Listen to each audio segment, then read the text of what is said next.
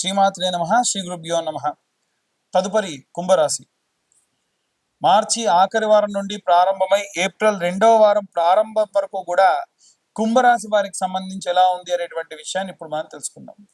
కుంభరాశి వారికి ప్రత్యేకమైనటువంటి లక్షణములు, ఓపిక, ఎదురు చూడడము, అలాగే ఎవరైనా సరే వారికి సహాయం చేస్తే గుర్తుంచుకొని మళ్ళీ వారికి తిరిగి సహాయం చేయడము, గ్రాటిట్యూడ్, హంబుల్నెస్ అనేటువంటివి వీరికి బాగా ఉంటాయి. కుంభరాశి యొక్క లక్షణమే ఇది.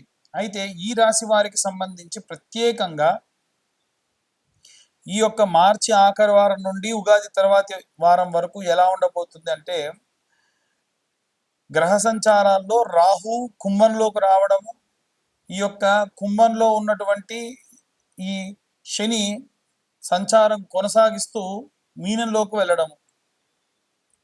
హబ్బా నాకు అయిపోయిందిరా పని, వేడివేడిగా పట్టుకున్నటువంటి పదార్థాన్ని విడిచిపెట్టాను అనుకునే లోపే ఏదైనా సరే మళ్ళొక చల్లటి పదార్థం పట్టుకొని తీసుకుపోవాల్సి రావడం.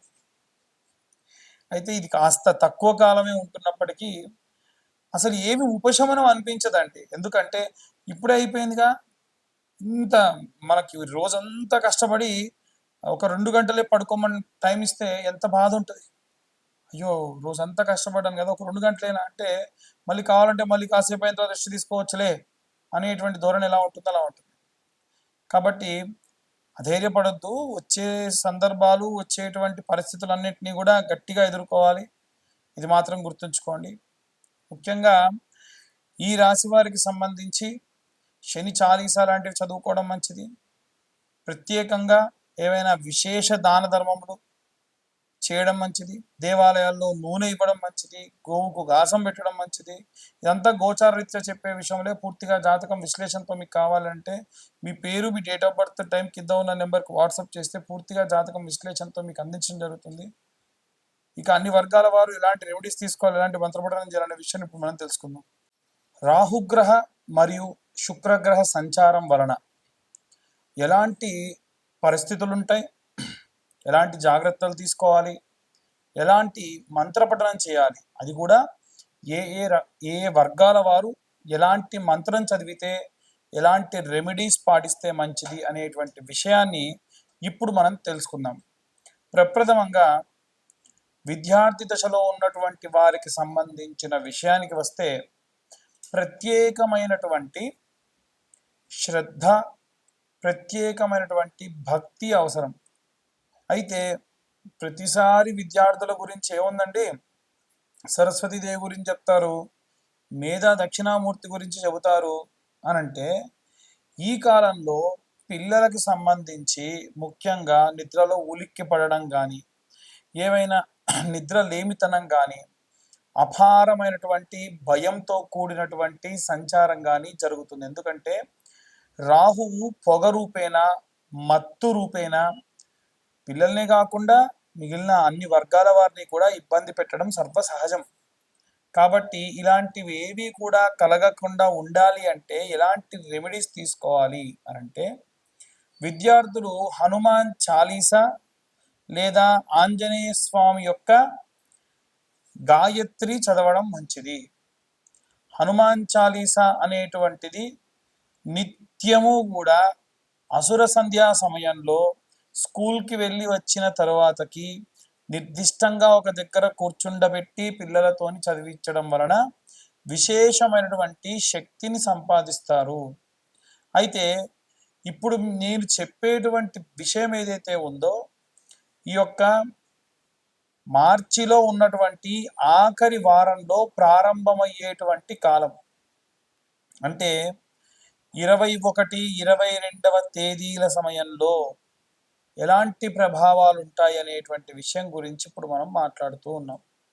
అయితే గృహిణులు, స్త్రీల విషయానికి వస్తే మనకి అభిరామి స్తోత్రము అనేటువంటి స్తోత్రం ఉంటుంది.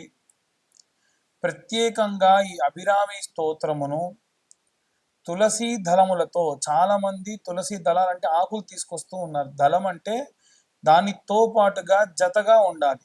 అలాంటి తులసి దళాలను తీసుకొని వచ్చి 108 తులసి దళాలతోని అమ్మవారికి ప్రత్యేకంగా స్తోత్రం చదువుతూ ఆరాధన చేయడం వలన, తర్వాత కాస్త నీడలో ఎండపెట్టినటువంటి ఆ యొక్క తులసిని పొడి చేసి నిత్యము ఆచమనం చేసే సమయంలో ఇంటి యజమాని చేత చేయించడం వలన విశేషమైనటువంటి శక్తి, భయాందోళన నుంచి దూరమయ్యే అవకాశం ఉంటుంది.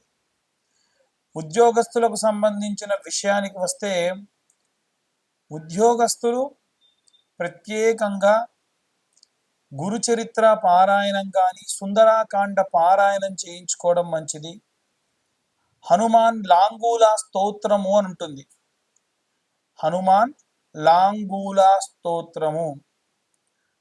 హనుమన్నంజనీ సూతో మహాబల పరాక్రమ అని ప్రారంభమవుతుంది.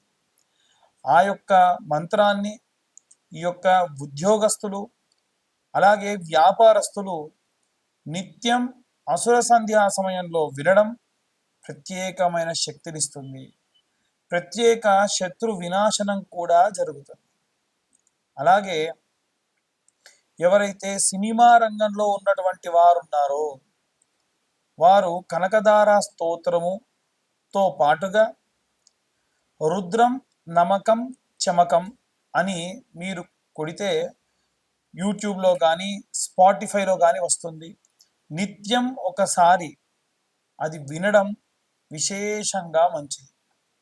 ఎవరైతే భూమికి సంబంధించి ఇబ్బంది పడుతున్న రైతులు కానీ, భూమి అమ్మాలి కొనాలి అనుకునేటువంటి వారు కానీ ఎవరైతే ఉంటారో వారు ప్రత్యేకంగా ఈ యొక్క నీలా స్తోత్రము అని ఉంటుంది, లేదా నీలా సూక్తము అని ఉంటుంది. భూసూక్తము, నీలా సూక్తము చదవడం కానీ వినడం కానీ చేయడం వలన నిత్యం భూమికి సంబంధించి అనుకూల పరిస్థితులు లభిస్తాయి.